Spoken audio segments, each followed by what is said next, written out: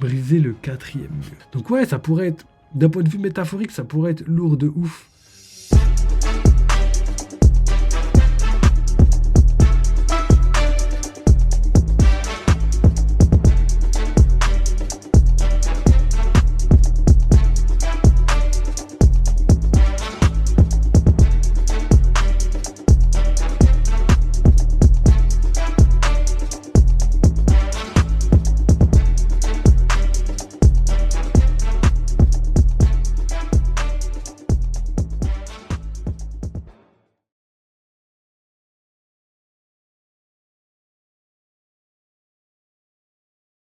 Donc, c'est parti les frères, on y va. Donc voilà, là, on est dans la deuxième partie de la vidéo et là, on va analyser une petite théorie des abonnés parce que c'est stylé de ouf. Je crois qu'on l'avait déjà réagi en vidéo, mais là, on va le faire...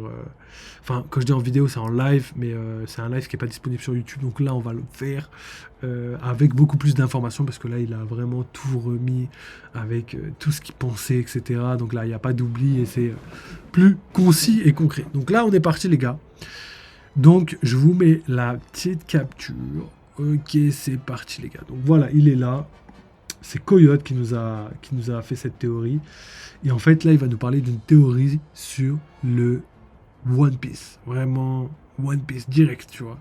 Là, il blague pas, il dit direct. Ce que je vais vous raconter, c'est le One Piece. Donc, Coyote. Coyote, qu'est-ce qu'il a, Coyote? Donc, ma théorie perso. Le One Piece est le crayon d'Oda ou les tomes de One Piece. Briser le quatrième mur. Donc les gars, pour faire simple, pour les gens qui connaissent pas le quatrième mur, mais bon, j'ai vu que sur la chaîne, il y avait que des mecs au standing. Que des au standing. Ils sont tous, c'est tous des gens qui lisent. Franchement, je suis trop fier. Gros, les gars, à chaque fois, je parle à des gens de la chaîne, qui suivent la chaîne, gros. Que des gars qui sont grave branchés à droite, à gauche, qui connaissent énormément de choses. Je suis ultra content de vous. Je suis fier de vous, les gars. Applaudissez-vous, franchement. Légendaire. Donc malgré ça, je vais quand même expliquer. Briser le quatrième mur, c'est le mur qui sépare la réalité de la fiction. C'est vraiment la frontière qu'il y a entre la réalité et la fiction. Par exemple, petit exemple pour les gars des années 2000-2010, les gars qui regardaient Malcolm. Et ben dans Malcolm, souvent Malcolm il est arrivé, il parlait à la caméra en mode oui voilà mes parents, donc vous avez capté, j'en ai un peu marre de, tu vois, bref. Et ben ça c'est briser le quatrième mur parce qu'il s'adresse directement à la personne. Quand on regarde un film, Avenger, tout ce que vous voulez, on n'a pas ça, tu vois. C'est-à-dire qu'on discute avec les gens, mais entre eux, ils discutent dans leur monde et leur univers existe en un seul point. Et là, le quatrième mur, c'est justement la réalité. Donc là, pour Coyote, ma théorie perso, c'est que le One Piece est le crayon d'Oda. Donc pour lui, le One Piece, c'est quelque chose qui existerait dans notre monde IRL. D'ailleurs, c'est pas impossible que ça pourrait être les tomes de One Piece, c'est pas impossible, hein. J'y crois entre guillemets d'une certaine manière métaphorique. En tout cas, notre One Piece à nous, c'est le manga. Bon, déjà il s'appelle One Piece, donc c'est logique, mais le fait qu'il y ait plusieurs pièces à assembler dans le manga, qui te rassemble tout en un seul manga, c'est le One Piece. D'un point de vue logique, c'est le One Piece, mais aussi d'un point de vue philosophique, c'est le One Piece. C'est assez joli le fait de voir que le trésor, c'est l'histoire de One Piece. Et d'ailleurs, dans le manga, l'histoire de One Piece, elle est au cœur de l'histoire, c'est-à-dire au cœur du manga. Les siècles oubliés, les poneglyphes, tout ça, c'est au cœur du manga. Donc tout ça, c'est important. Donc peu importe, que ce soit vrai ou pas, la finalité, elle est quand même pas mal. Donc ensuite, il nous a dit, si Roger a éclaté de rire, c'est en lisant sa propre histoire. Donc en gros, il dirait, pour lui, l'histoire de One Piece, donc les tomes de One Piece seraient dans le manga, et que dans le manga, il y aurait l'histoire de Roger, de Luffy, l'histoire qu'on lit tout simplement. Donc là, moi je le rejoins pas, même si je pense que l'histoire qu'il a lue, pour moi, c'est l'histoire de Joy Boy tout simplement. Voilà, vous avez capté où je veux en venir, mais je suis moins d'accord, mais c'est pas impossible. Ensuite, il ne peut pas intervenir car il sait que le vrai héros du livre n'est pas lui. Donc ouais, du coup, il s'est rendu compte que le héros, c'était Luffy dans le livre, donc dans le One Piece, dans One Piece tout court, et que au final, il a compris que l'histoire serait mieux si elle se passait comme il l'a lu. Tu vois. Donc c'est pas impossible, c'est pas impossible du tout. Ensuite, le livre est écrit en crayon de papier et peut être gommé ou modifié. Imusama est l'encre de Chine que les mangaka utilisent pour l'ancrage. C'est son action qui scelle l'histoire. Ok, donc vous avez capté la manière de manipuler le monde de One Piece, le changer, etc. etc. Et du coup, aujourd'hui, Im-sama serait... c'est pour ça qu'on le voit tout le temps noir d'après le coyote, parce que ce serait comme une tache d'encre, ce serait comme l'ennemi des mangaka, tu vois, la tache d'encre, le fait de salir et tout. D'un point de vue philosophique, c'est ultra joli. Après, d'un point de vue One Piece, fan de One Piece, j'ai un avis qui diverge. La fin de l'histoire est déjà dessinée en esquisse, peut être modifiée par la volonté des personnages. Pour un auteur, le personnage a une volonté qu'il ne faut pas trahir à défaut de déconstruire l'histoire. Donc, en gros, on a une volonté qui pourrait surpasser le destin.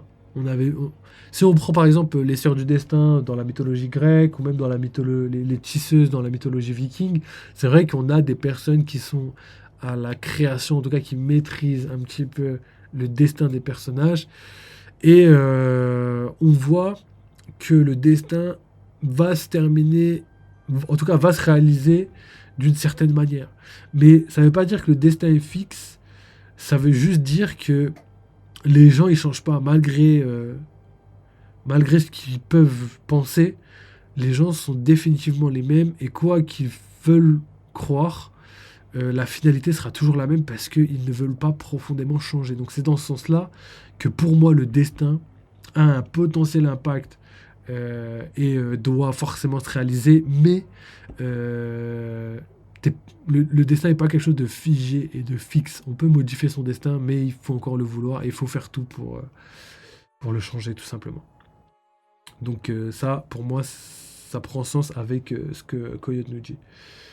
Donc du coup, le personnage aurait une volonté et que du coup, on peut pas déconstruire, on peut pas trahir la volonté du personnage parce que sinon ça déconstruit l'histoire. C'est-à-dire que Im-sama a un pouvoir de réécrire l'histoire, mais elle peut pas non plus aller jusqu'à changer profondément les gens. Donc ça, c'est la théorie de Coyote. Alors donc Roger et son équipage a lu le storyboard. La nouvelle génération dont il parle n'est pas les personnages de One Piece, mais les jeunes lecteurs qui lisent le manga. Donc ouais, ça pourrait être, d'un point de vue métaphorique, ça pourrait être lourd de ouf. Mais là où, pour moi, tout ça, c'est impossible, c'est justement pour ça. Parce que je pense que Oda, toute sa vie, il a voulu faire un manga pour les jeunes. Toute sa vie, Oda, il a voulu réaliser ses rêves d'enfant et prendre du plaisir en dessinant, en créant son univers et son histoire.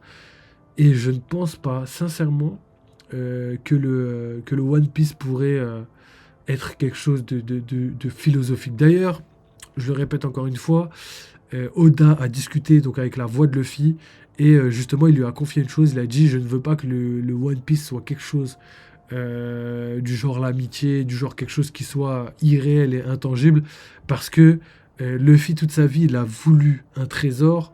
Et quand il arrive à Raftel, je veux lui donner une récompense, je veux lui donner le trésor dont il rêve pour qu'il puisse justement être récompensé pour tout le trajet qu'il a fait. Il ne faut pas que ce soit juste l'amitié ou je sais pas quoi, tu vois. Donc dans tous les cas, il va y avoir un espèce de trésor. Après, ça peut être un trésor physique, or et tout. Ça peut être un trésor physique et en même temps psychologique, comme Coyote l'a dit. Mais ça peut être aussi un trésor de type inestimable, toute autre chose, une relique du passé, je sais pas, quelque chose qui pourrait symboliser le One Piece. Donc je pense qu'il y a une histoire à tout ça et que il y a un fin mot de l'histoire et que tout a du sens, que ce soit Romance Down avec le mot down, avec l'aube, on a vu que l'aube c'était quelque chose qui avait énormément dans le manga, que ce soit One Piece, le mot One Piece, le fait que ce soit la pièce, une pièce ou la pièce manquante, la pièce qui sert à tout révéler sur l'univers de One Piece, donc sur le trésor, etc. de Roger. Et d'ailleurs, le One Piece, c'est un folklore qui est né, mais de Roger. Pour moi, c'est l'époque de Roger, parce que le One Piece est né à l'époque où Roger s'est fait assassiner. On lui a demandé, où as-tu caché ton fameux trésor, le One Piece? Et le One Piece, c'est pour Roger, en tout cas pour Roger, quand il a réagi, il a dit ah mon trésor, tu vois, il a dit ah mon trésor, vous le voulez, je vous le laisse caché quelque part dans ce monde. Et ben le One Piece, c'est quelque chose qui vient, de mon point de vue, d'Oda. Enfin pas d'Oda, pardon, oui, ça c'est une certitude, c'est logique, mais de Roger. Parce que pour moi c'est lui qui a donné le nom au trésor, et même si c'est pas lui qui a donné le nom au trésor, c'est quelque chose qui pourrait être assimilé à lui-même. Parce qu'en fait, faut se dire un truc. Si les gens, dans l'univers de One Piece, connaissent ce trésor, et ben du coup, ils ont juste à l'identifier, tu vois. C'est-à-dire que potentiellement que Roger a parlé du One Piece et que du coup tout le monde a fantasmé sur le trésor de Roger et que tout le monde voulait le One Piece, tu vois. Je pense que c'est comme ça que les gens ont réfléchi exactement à l'époque comme maintenant, tu vois. Pour moi, c'est comme ça que je le vois. Et pour moi, c'est que Roger qui aurait pu donner ce nom-là parce que c'est la seule personne qui est partie à Raftel. Donc c'est le seul endroit où il aurait pu cacher son trésor parce que c'est le seul endroit où personne ne peut aller. Donc forcément, ou peut-être qu'il la cache autre part, c'est pas impossible non plus. Mais forcément, ça vient de Roger. Parce que pour moi, qui en connaîtrait suffisamment dans le monde pour dire que le One Piece viendrait, enfin, qui pourrait donner la géocalisation, même le blaze, hein, juste le blaze du mot One Piece, qui pourrait le donner sans rien connaître du monde, tu vois.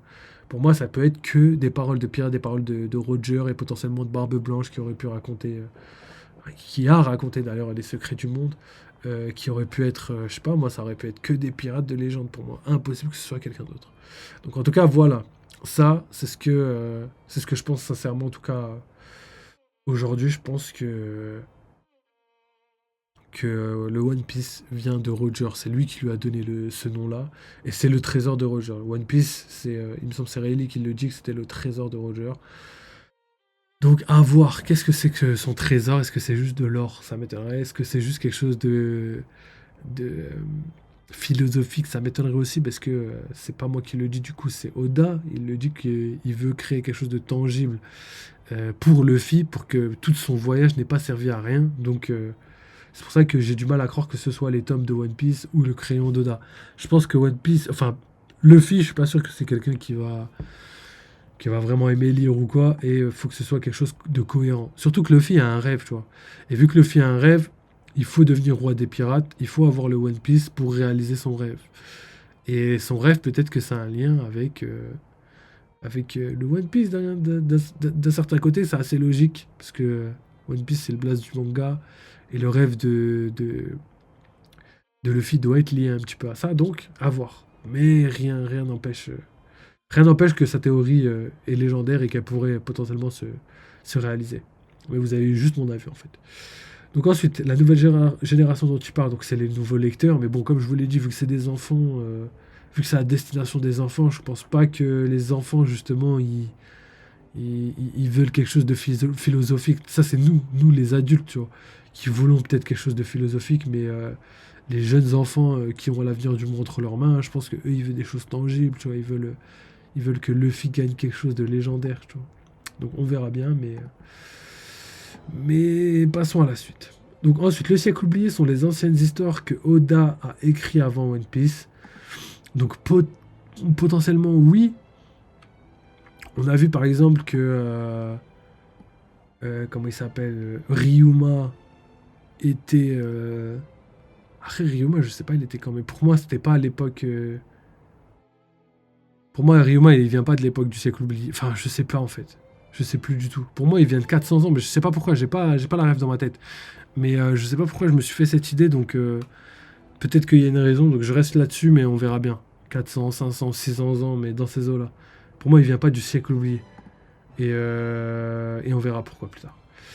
La Grande Guerre, c'est l'imagination d'Oda, libre et changeante, contre le récit fini qu'il livre chaque semaine, fini et scellé. On ne peut plus modifier ce qui a été publié. Imu peut aussi représenter l'éditeur qui a besoin d'un chapitre fini chaque semaine.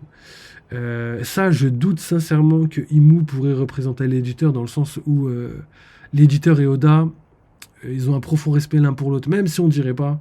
Même si Oda il trime à mort et que l'éditeur est là en mode il veut ses chapitres, il veut les produits dérivés, il veut faire des films, il veut tout faire, tu vois, des séries Netflix, des partenariats de partout, alors que Oda il n'arrive pas à suivre. Euh, et ben, j'ai l'impression que, que même sans ça, ils sont quand même bien amis parce que Oda s'est confié sur la fin de One Piece à son éditeur. C'est, je pense, la première personne à qui il a raconté la fin de One Piece. Et l'éditeur, d'ailleurs, en a parlé justement. Il a dit que la fin de One Piece serait une des fins les plus tristes qu'on pourrait observer dans tout l'univers des mangas. Tu vois. Donc, soit c'est une fin triste parce que voilà, la nostalgie, les années, etc. Soit c'est une fin triste parce que elle se finit mal d'une certaine manière. Peut-être qu'elle se finit bien pour le peuple de One Piece, mais peut-être mal pour les personnages principaux, pour plein de trucs. Hein. Et moi, ça ne m'étonnerait pas et ça me dérangerait pas. Donc on verra bien. Après, oubliez pas que c'est une œuvre pour les enfants, donc forcément, il va y avoir des limites quand même à la tristesse, évidemment.